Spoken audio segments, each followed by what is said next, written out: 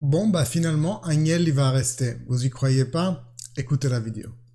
Buongiorno tifosi, j'enregistre cette vidéo en avance de phase mardi 29 au soir. Vous l'aurez peut-être mercredi dans la journée parce que je pense que d'autres choses vont se passer aujourd'hui, donc peut-être qu'elle sera déjà désuète, mais ça fait plaisir de parler de qu'est-ce qui va se passer dans le futur immédiat parce qu'on peut déjà poser quelques bases de réflexion de ce qui va se passer et après se projeter éventuellement un peu plus vers le futur. En ce moment, c'est que des conjectures, mais il y a des réflexions assez intéressantes. Je les trouve très intéressantes que je voudrais partager avec vous et je voudrais connaître votre avis aussi. Donc like, commentaires, n'oubliez pas, vos interactions avec les vidéos font grossir la chaîne. On évolue bien même en période théoriquement de maigre parce qu'il n'y avait pas assez de nouvelles jusqu'à hier. Aujourd'hui, on se retrouve submergé d'un flot d'informations et de réflexions et des choses qui vont se passer. Donc n'oubliez pas, like, commentaire. Si vous n'êtes pas abonné à la chaîne, je vous invite à le faire. C'est très important pour moi et ça vous coûte rien. C'est gratuit pour vous. Donc abonnez-vous, abonnez-vous, abonnez-vous. Bon, j'avais déjà enregistré, publié, elle était programmée pour demain 8h, mais bon, comme il y a eu des petites évolutions, non, des grosses évolutions en fait, on va lire ensemble le tweet de Lapo Elkan, je vous le traduis directement de l'anglais. Acte de responsabilité, la démission du CDA, qui met au premier place dans l'intérêt de la société.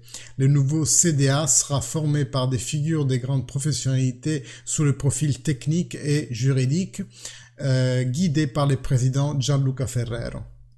Merci à mon cousin André Agnelli pour nous avoir donné des émotions extraordinaires que nous oublierons jamais dans ces 12 ans où nous avons gagné. Le mérite est surtout à lui, à part les personnes et les hommes qui ont été sous son guide pour avoir rejoint des objectifs mémorables. Notre histoire parle de victoire et nous donne la force qui sert justement dans ces moments-là. Avec le soutien et l'affection de nos tifosi, nous avons l'occasion de construire un futur extraordinaire. Après, il ajoute, et c'est ça la partie croustillante, Massimiliano Allegri reste le point de référence de l'ère sportif de la Juventus. Nous comptons sur lui et sur toute l'équipe pour continuer à gagner comme ils ont démontré de savoir-faire dans les dernières journées. Et il parle bien entendu du filon positif de victoire en Serie A. En maintenant haut nos objectifs sur le terrain. Donc Massimiliano Allegri va rester à la Juventus. Et Allegri répond, je ne sais pas par quel intermédiaire, parce qu'il n'est pas sur Twitter, et puis comment il donne une conférence de presse comme ça en claquant les doigts, donc je ne sais pas, mais c'est des sources sûres et certaines, Nicola Baric, Giovanni Albanese, etc., etc. C'est toujours très positif, dit Allegri, de sentir les actionnistes près, proches. Et donc, je remercie John Elkann pour ces mots. En ces années de travail, de passion et de victoire, j'ai toujours pu compter sur le soutien de Andrea Agnelli, auquel je suis lié par un rapport d'amitié. Et ça se terminera pas avec sa sortie de la Juventus. Le rapport d'amitié. Donc vous voyez des mots quand même forts qui ont été prononcés à la fois d'Elkann et d'Allegri. Disons que ce sodalice reste intact du moins jusqu'en juin. Pourquoi? Parce que forcément à ce moment-là on pourra répartir exactement sur la chose que beaucoup de monde rêve, un nouveau projet technique avec un autre entraîneur. En ce moment je pense que comme ils ont déjà plus de CDA, plus de tête en fait, ils vont garder Allegri un 40 de lui-même, un 40, mais un trajectateur, vous voyez, quelqu'un qui te fait le passage entre les deux, ben ça va être Allegri lui-même en fait, à ce que je lis là. Donc, qu'est-ce qui va se passer dans le futur immédiat? Il y a déjà une partie qu'on va déjà aborder, il y a déjà des nominations de Scanavino en tant que directeur général et du président, maintenant président de la Juventus, Ferrero, et on va parler un peu plus de leur profil dans la deuxième partie de la vidéo. La première chose qu'il faut qu'on analyse, c'est que hier, Allegri et Cherubini, hier soir, ont été vus à Turin à dîner ensemble. Luca Monblano nous dit que de son côté, Allegri va réfléchir à la situation. Est-ce que pour lui c'est rentable? Est-ce que c'est bon de persister dans une Juventus sans Andrea Agnelli, qui est dans cette première partie de saison a été pratiquement son bouclier, la personne qui croyait en lui contre vents et marées, contre même Arriva Bene et Ned, apparemment, de ce qu'on en sait. Mais beaucoup d'autres commentateurs, et cette théorie me semble assez valide, je cite Cruciani, Mr. Gatta, des gens qui interviennent souvent dans des émissions télévision, nous disent que potentiellement, il y a aussi l'option qu'Allegri puisse rester. Pourquoi? Parce qu'on a changé toutes les têtes en ce moment. Et de changer encore une fois de plus aussi la partie sportive, et donc Cherubini et Allegri, ça pourrait être un plus gros problème. En gros, on a dû choisir entre virer Allegri, son staff technique, sur l'ère sportive, ou virer la dirigeance. Et pratiquement, la solution qui a été choisie vis-à-vis de la priorité qui est l'enquête Prisma, ça a été de faire démissionner le CDA. Donc, il y a aussi une certaine théorie qui pourrait nous faire penser qu'Allegri, au contraire, il est encore plus solide du fait d'être resté pratiquement le seul qui s'y connaît en Juventus et qui devrait porter avant la baraque d'ici jusqu'en juin pour voir après à la suite. En gros, et moi je suis assez de cet avis-là, j'étais confiant avec les 6 matchs qu'on a gagnés d'affilée, j'étais plus ou moins confiant qu'on pouvait bien répartir. Mais là, la nouvelle de hier soir, ça me fait sombrer et ça me ressemble pas vraiment dans une sorte de, pas négativisme, mais je me dis, mais ça va être difficile de repartir. Souvenez-vous, la dernière fois où il y a eu un CDA complètement démissionnaire dans son intégralité, c'était avant Calciopoli. Je dis pas qu'on va repartir de la série B, mais je veux dire que tout le travail, bon ou mauvais, peu importe, qui a été fait jusqu'à maintenant, mais maintenant on met un point d'arrêt et on repart sur une nouvelle vision d'entreprise, parce que c'est de ça qu'il s'agit, qui aura des objectifs forcément autres vis-à-vis de ceux de la dirigeance d'aujourd'hui, enfin d'hier. Et quand on parle de vision d'entreprise qui change radicalement, aujourd'hui, rien ne me fait penser que demain, la priorité, ça sera les résultats sportifs. Peut-être que la priorité de ce CDA technique, pourquoi je l'appelle technique? Parce que comme en Italie, quand tous les ans le gouvernement tombe, on met en place un gouvernement technique fait d'experts, des gens finance, gestion d'entreprise, qui ne s'intéressent pas au fond du travail de l'entreprise en question et qui sont là pour mettre d'équerre les comptes, pour être réglo avec la réglementation, etc. Finance, économie, gestion, point. Donc c'est ça mon inquiétude. Bref, je reviendrai peut-être une autre fois sur cet argument. Et surtout que Agnelli il reste en fait.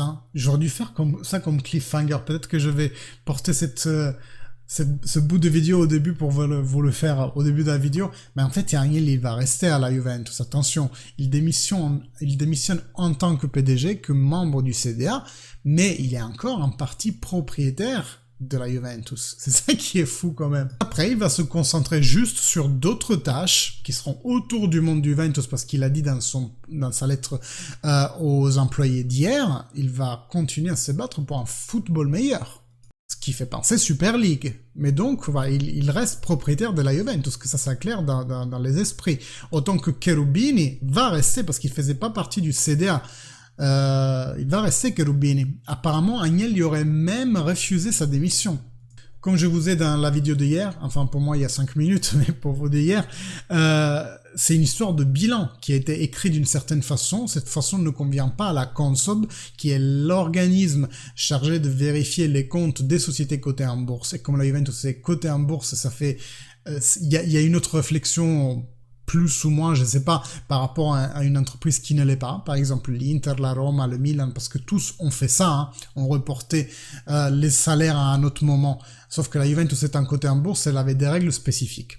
Il y avait une scission dans le CDA de la Juventus vis-à-vis de comment aborder le sujet. Est-ce qu'il fallait, donner 100% raison à la Consob et plier, ou alors se dire, nous, nos experts comptables nous disent que c'est la bonne façon de déclarer ce genre de changement dans le bilan, alors on y croit. Donc il y avait cette scission, et la Juventus, pour être moins faible, a décidé de changer. Ça peut être une contre-indication, mais c'est ça en fait.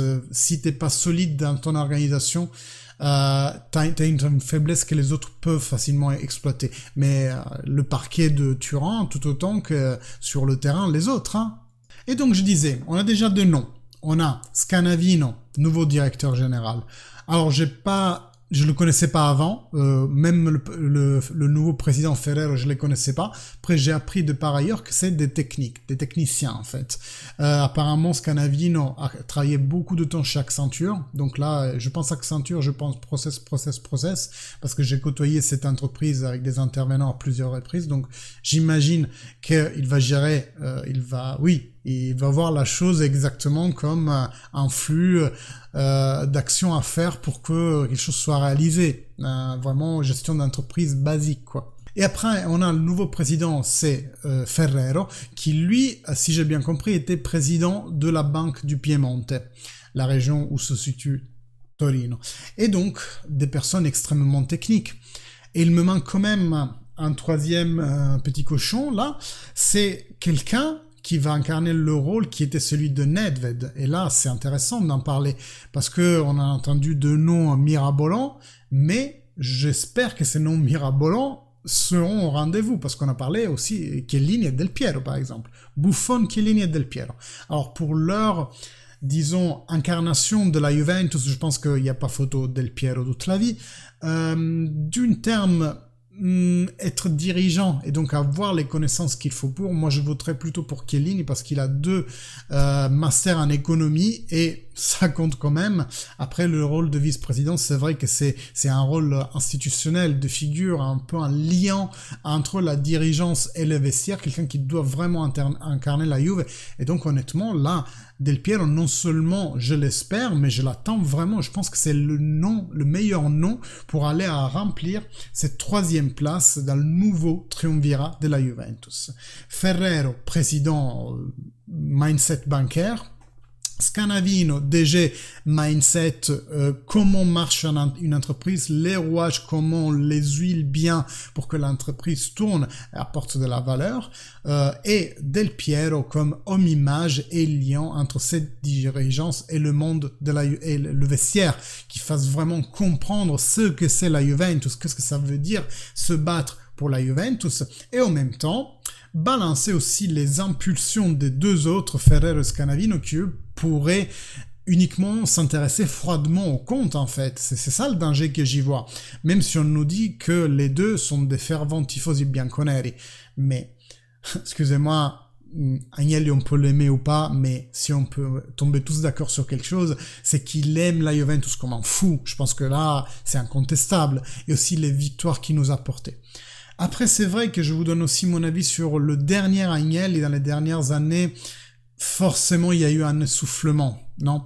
Et peut-être même un chouïa de, appelons ça, excès de confiance en soi. Je veux pas utiliser des mots haute-sonnants comme arrogance ou etc. Je vais juste dire qu'il a eu trop confiance en ce que lui il pouvait faire et ce que sa Juventus pouvait faire. Il y a eu des choix mauvais, on va pas se le cacher, dans les dernières années. Mais moi, j'oublierai jamais les 10 années de suite de victoire. Alors, vous pensez pas au Scudetto, mais moi, je pense que même en pas gagnant le Scudetto, on a quand même gagné des trophées. Donc, se termine l'expérience Andrea Agnelli à la Juventus. Merci pour tout ce qu'il a fait, tous les trophées, toutes les initiatives, parce qu'on l'oublie souvent, mais jusqu'à il y a quelques jours, hier en fait, c'était hier, enfin pour vous c'est il y a 2 jours, parce que la vidéo elle est décalée d'1 jour, mais jusqu'à hier il présentait le programme Next Gen, quelque chose de voulu par toute la Serie A et que la Juventus est la première à avoir réalisé. Le nouveau stade, toutes les infrastructures, et même le Brésil qui est venu s'entraîner avant la Coupe du Monde, était ébahi par rapport à nos infrastructures. La Juventus Women, première équipe fondée à gagner tout de suite 5 championnats d'affilée. Donc le président Agnelli en a fait des bonnes choses. Après la diatribe contre les ultras qui a touché des fonds pour moi qui devaient pas être touchés, comme le fait d'interdire les tambours et les mégaphones par exemple, alors que les adversaires en face ont le droit, tu vois, et des choses stupides comme ça que je me dis, il a peut-être mal fait des choses, Andrea Agnelli. Il n'est pas non plus le meilleur président de la planète, c'est lui parfait, la perfection n'existe pas de toute façon. Mais moi, Andrea Agnelli, si on doit coucher ça sur une note, je lui mets 17 sur 20. 17 sur 20, même 18, allez, 18 sur 20, parce que pendant toute sa présidence, il nous a pris de ce qu'on était. Souvenez-vous, l'inauguration du stade, son discours, il a reporté la Juventus là où elle mérite d'être, d'accord? Ça, c'est mon opinion sur l'Andrea Agnelli. Vous pouvez être d'accord, pas d'accord, d'ailleurs. Je vous attends dans les commentaires pour en débattre ensemble. Quelle est votre note à Andrea Agnelli? Moi, pour aujourd'hui, je m'arrête là, sachant que, bon, c'est un futur qui voit ces deux figures du triumvirat déjà délignées, la troisième qui va se déligner, qui va en Allegri, c'est qui tout double. Soit il reste parce que il se sent protégé du fait que tout le monde est parti, donc c'est le seul qui reste, et donc bah on peut pas virer tout le monde non plus, hein, tabula rasa. Il y a certains qui rêvaient de la tabula rasa, mais ça se fera pas. Ou alors que lui aussi remet en question son parcours à la Juventus. D'ailleurs, petite parenthèse, mais pour moi, si il y a des Juventini en ce moment qui jubilent pour ce qui s'est en train de se passer, et qui du coup s'ils jubilent, ils ont la même réaction que les anti-Juventini, pour moi, il y a des questions à se poser, les gars. Vraiment, vous supportez la Juventus en étant limite content qu'un tremblement de terre vient tout chambouler comme ça? Je sais pas. Je donne pas de licence de supporter. Il n'y a pas une seule façon de supporter, mais j'arrive pas à être content quand il se passe quelque chose de négatif à la Juventus. Quelque chose qui va quand même, à mon avis, se répercuter sur cette année, c'est sûr, et aussi sur les zones suivantes. Moi, je vous ai dit, je reste assez pessimiste par rapport à la suite, parce que de repartir sur une nouvelle vision d'entreprise, c'est quelque chose qui peut ne pas se réaliser tout de suite, il faut du temps. Et j'ai peur que les aspects fiscaux régissent la direction de cette nouvelle Juventus. Merci beaucoup, like, commentaire, je vous attends. À bientôt, fino alla fine, Forza Juve. J'ai fait un pack global. Salut!